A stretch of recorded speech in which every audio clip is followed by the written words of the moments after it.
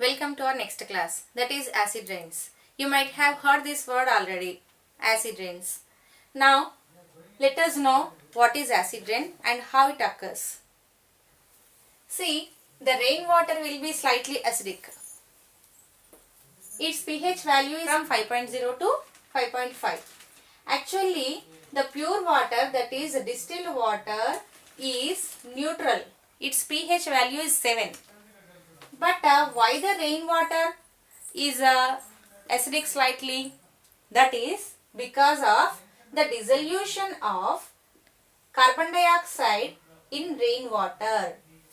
The carbon dioxide, how it is coming into the atmosphere? By our respiration, and by the respiration of plants and animals also the carbon dioxide is released into the atmosphere. And this atmosphere will react with the rainwater and forms the carbonic acid. That carbonic acid also drops as the rain along with the rainwater. This is the reason the rainwater is slightly acidic. But what happens by the increase of carbon dioxide more and more, and also due to the release of oxides of nitrogen and sulfur into the atmosphere, this causes the acid rains. The oxides of nitrogen and oxides of sulfur cause the acid rain. Now let us see the mechanism, actually what is going on in the formation of acid rains. That is, if the rain is more acidic, that is known as the acid rain. If it is very slightly acidic, or if the pH of the rainwater is from 5.0 to 5.5, it is no problem. It will not show any bad effects. But if it is more acidic, it is showing some serious problems. See here, what are the causes of acid rains?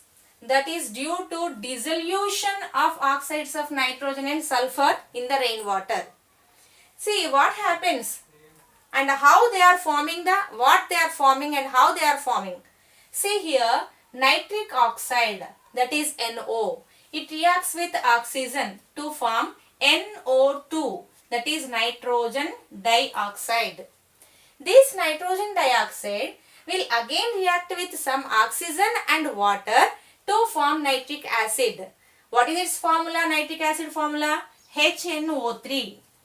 Okay, and also the oxides of sulfur, that is sulfur dioxide, its formula is what? SO2. SO2 reacts with what? Oxygen to form SO3, that is what? Sulfur trioxide. Tri means 3. Here this sulfur trioxide, when the rain water is dropping down the earth, then this sulfur trioxide reacts with the rainwater to form H2SO4. You already know H2SO4, that is known as sulfuric acid. So these acids, nitric acid or sulfuric acid, they are along with the rains, they are dropping onto the earth. That is the reason the acidity of rainwater is becoming more. And this rain is known as what? Acid rain. Okay. Now, why these and how these acids, why or how they are entering into our atmosphere, we will see now. Okay. Now, all of you first take the screenshot of the board, children. Take the screenshot. Okay. Now, let us know how oxides of nitrogen and oxides of sulfur are entering into the atmosphere. Children, tell me how the release of oxides of nitrogen and sulfur takes place. That is from the automobiles, thermal power plants, oil refineries. These oxides of nitrogen and sulfur are entering into the atmosphere. And here, then what happens by the acid rains? Do we face any problem by the acid rains? Yes, definitely. We face, especially in human beings, we get the respiratory problems and skin problems. But everything on the universe is affected by the acid rains. What are that? The water bodies also will get affected by the water bodies. What happens to the water bodies? The pH level will be decreased by the acid rains. So that what happens? The aquatic animals are adversely affected, and forests also get affected. The growth of plants will not be properly in more acidic soil. See, the animals also get some health problems due to the acid rains. And the soil also will be affected by the acid rains. What happens to the soil? As you know previously, that the pH of the soil will be decreased. And in the low pH value or acidic soil, the plant's growth will not be proper. And the insects also get affected. And buildings also get affected.